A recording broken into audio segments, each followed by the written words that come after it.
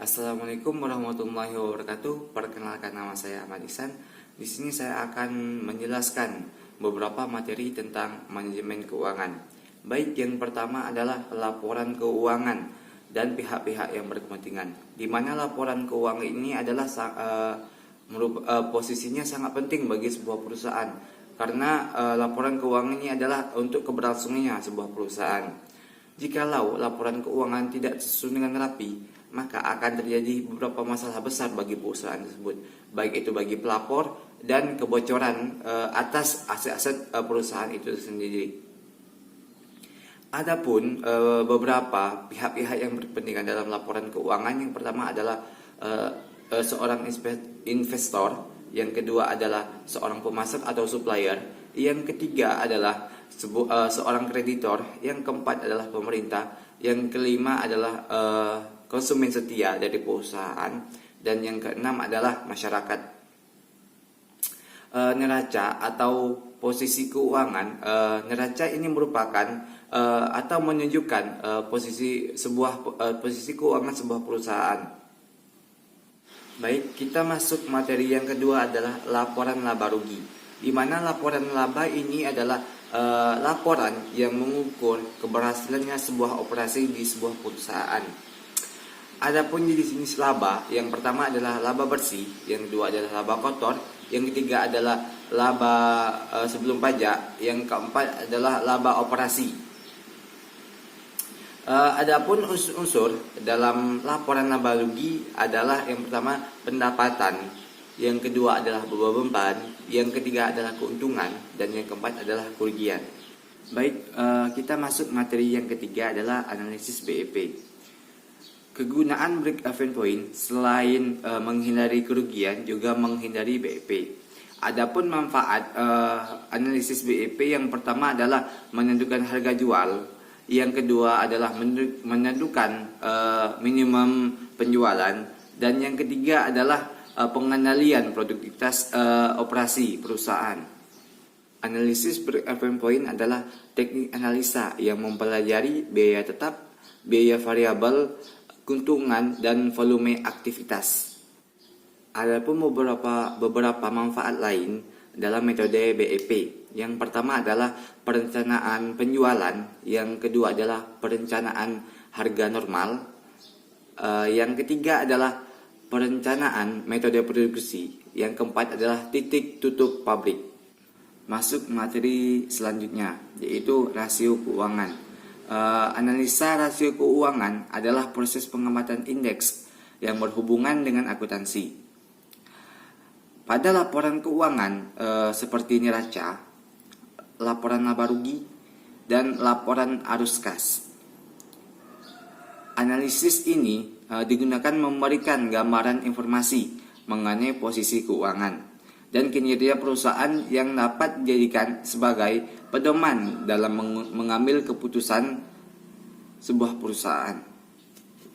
Rasio keuangan ada 5. Yang pertama rasio likuiditas, yang kedua rasio profitabilitas, yang ketiga adalah rasio aktivitas, yang keempat rasio pasar, yang kelima adalah rasio leverage. Baik, masuk materi selanjutnya tentang analisis kebutuhan dan biaya model kerja. Pengertian model kerja menurut Bambang Rianto adalah model kerja adalah jumlah keseluruhan aktiva lancar yang merupakan bentuk dari investasi perusahaan. Menurut Rianto mengemukakan konsep model kerja yang berasal digunakan untuk analisis, yaitu model kerja kuantitatif, model kerja kualitatif, dan model kerja fungsional. Menurut Sutrisno, perusahaan umumnya memiliki 3 jenis kebijakan model kerja, yaitu kebijakan agresif, kebijakan moderat, dan kebijakan konservatif. Masuk materi selanjutnya tentang motif memegang uang kas dan anggaran kas. Di mana motif memegang uang kas ini menurut Keynes dalam teori prevensi likuidasi menjelaskan bahwa motif dalam memegang uang ada 2 macam, yaitu motif transaksi, motif berjaga-jaga, dan motif spekulasi. Adapun anggaran kas ialah angsuran yang merencanakan tentang jumlah kas secara lebih terinci, beserta perubahan-perubahan dari waktu ke waktu selama periode akan datang, baik perusahaan yang berupa permintaan kas maupun berupa pengeluaran kas. Pentingnya anggaran kas. Anggaran kas adalah untuk memberikan informasi yang relevan untuk taksiran, penerimaan, dan pengeluaran kas perusahaan pada suatu periode tertentu. Baik, lanjut materi selanjutnya tentang manajemen kas efisien dan kas optimal. Manajemen kas dapat diartikan sebagai pengelola uang yang dimiliki oleh perusahaan dalam rangka tercapainya ketersediaan kas yang optimal dan ketersediaannya perolehan bunga maksimal dan uang tunai yang tidak terpakai. Adapun tujuan manajemen kas yaitu yang pertama adalah likuiditas, yaitu memperhatikan likuiditas yang dimiliki supaya digunakan pada kondisi tertentu.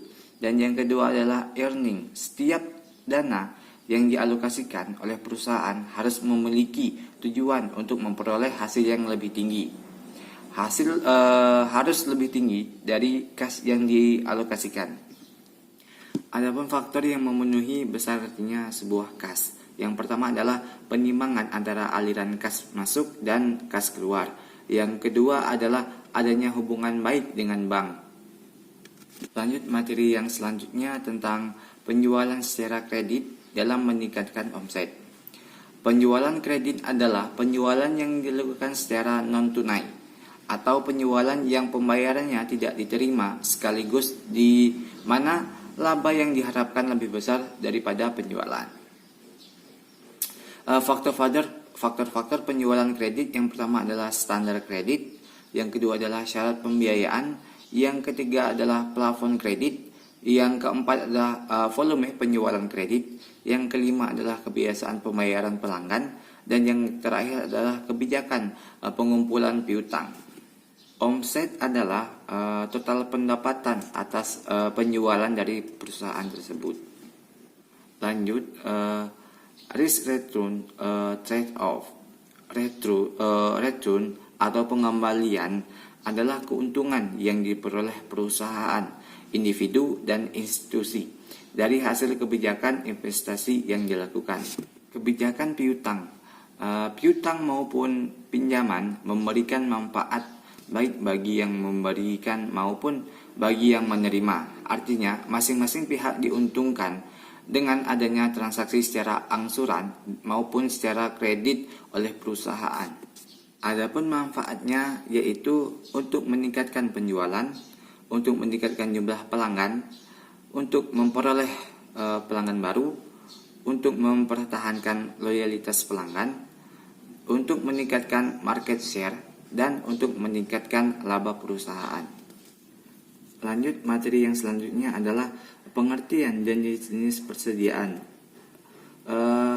Persediaan adalah harta lancar yang dimiliki oleh suatu perusahaan yang digunakan untuk kegiatan bisnis, untuk dijual tanpa perubahan bentuk, atau untuk diproses lebih lanjut. Jenis-jenis persediaan yaitu jenis-jenis persediaan dagangan, yang kedua adalah persediaan manufaktur, dan yang ketiga adalah persediaan rupa-rupa. Adapun hal-hal yang perlu dipertimbangkan adalah biaya per unit atau item cost. Yang kedua adalah biaya penyimpanan pemesanan atau ordering cost. Yang ketiga adalah biaya pembuatan perintah pembelian atau purchasing order. Yang keempat adalah biaya pengiriman pesanan. Adapun tujuan pengelolaan persediaan barang, yang pertama adalah menghilangkan risiko keterlambatan barang tiba.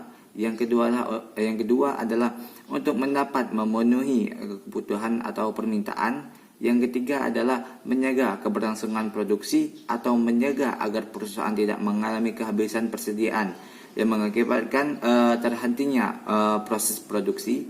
Yang terakhir adalah memberikan pelayanan yang baik mungkin kepada konsumen yang persediaannya barang yang diperlukan.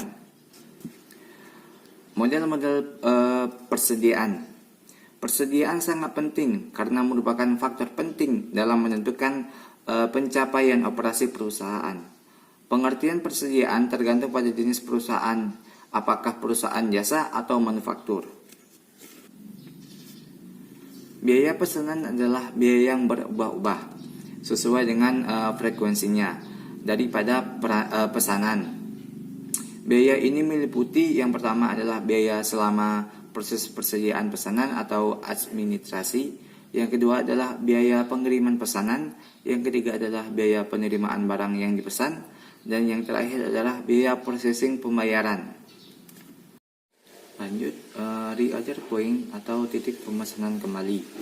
Reorder point adalah waktu tertentu perusahaan harus melakukan pemesanan bahan baku kembali, sehingga datangnya pesanan tersebut tepat dengan habisnya bahan baku. Dan safety stock adalah jumlah persediaan yang harus ada atau dipertahankan selama periode tertentu sebagai suatu tindakan pencegahan dalam menghadapi ketidakpastian pengiriman bahan baku. Baik, materi yang terakhir adalah pendanaan jangka pendek. Sumber dana menurut asalnya ada dua, yaitu sumber dana intern dan kedua adalah sumber dana ekstern. Sumber dana interest adalah sumber dana yang jauh dari asalnya. Pada dasarnya dibedakan menjadi sumber intern dan sumber eksternal. Dan yang kedua adalah sumber eksternal, adalah sumber yang berasal dari luar perusahaan.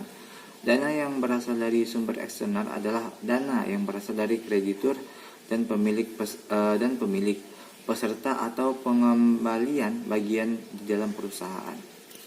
Adapun sumber dana dari jangka pendek yang tersedia, yang pertama adalah kredit perdagangan, yang kedua adalah beban yang masih harus dibayar atau gaji dan pajak, yang ketiga adalah kredit pasar uang, yang keempat adalah pinjaman jangka pendek, yang kelima adalah wesel, dan yang terakhir adalah surat hutang dan lain-lainnya. Dana jangka pendek bisa dikelompokkan menjadi dua tipe, yaitu pendanaan spontan dan pendanaan tidak spontan.